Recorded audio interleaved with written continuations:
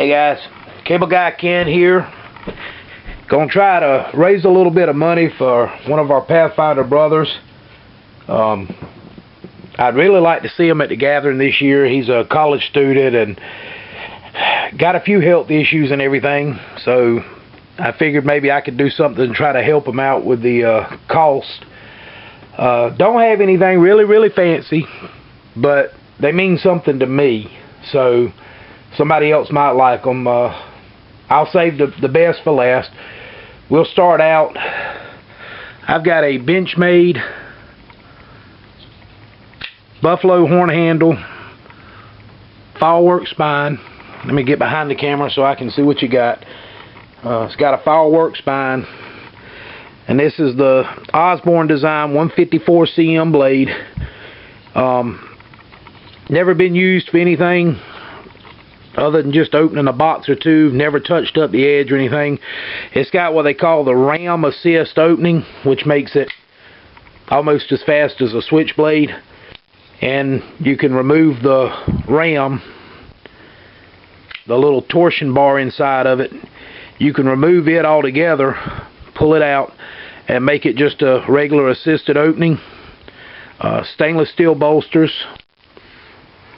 It's been sitting in my box for a while. I said I'll tote this when I'm going to church, but I don't use it for anything serious. It's more for pretty than anything else. More of a look knife.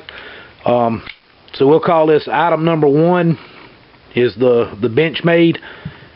I do not know the official name of this Benchmade, but some of you might know. I bought this from a friend of mine that needed a little bit of money and got a really good deal on it. So we'll call this item number 1. And I'm going to put them down in order so I can remember this, because I'm doing this on the fly. Next knife, the Ontario XM1. These are $230 new, people. There's nothing on this knife that I have changed. It is original from the factory. You got the NSN number, NSN 1095-01-535-5724. Now this is a hefty knife. If you've got little hands, this is not the knife for you. This is military issue, hence the NSN number. 1/4 inch thick. It is a Italian November 690 Charlie steel, which is a high carbon cobalt steel. I'm going to tell you something. I have not had a knife yet this smooth in opening. This is probably, when I'm going somewhere maybe I shouldn't be, this is the knife I usually take. I said I hadn't had to really use it for anything. Got serious jimping on the back, so you don't have to worry about slippage. 1/4 inch thick. I mean, this is a pocket crowbar. If the BK2 was the Becker train wrecker, this is the caboose killer here. Alright, super smooth, ball bearing pivots. Just a top notch knife, and I said brand new. These are anywhere from $180 to $230 depending on where you get them from. We're going to call that item number 2, the XM1 from Ontario. They're just a really stout, heavy hard use knife. Item number 3, I have a cold steel OSS. This is fully sharpened top and bottom, and it is razor sharp. Of course, now I will touch any of these up if somebody wants me to before I send them out. I will touch up these edges. I have killed 3 boar so far with this knife. This is what I use when I go hog hunting. I don't know the specs on it. I'll tell you, the blade alone is probably about a 9-inch blade. It is about 1.5 inches, 1 3/4 inches tall, 3/16 of an inch thick, but it is a taper ground and flat ground both ways, and like I said, top and bottom. I'm sure you can see the light gleaming on it there. Top and bottom is sharpened. Of course, it comes with their Secure X sheath, Crichton handle, got snaps on it to hold it in place when you you know, you've got it locked down, but I've never felt the need for the snaps. I usually tuck them back inside of the belt like that.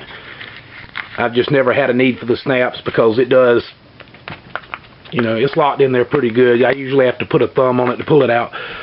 But for personal defense, or for, like I use it for hog hunting, this is a great blade. Now it is a US 8 stainless steel. You can see there's nothing on the blade, no stains, no dings, no chips. It is smooth front and back, top to bottom.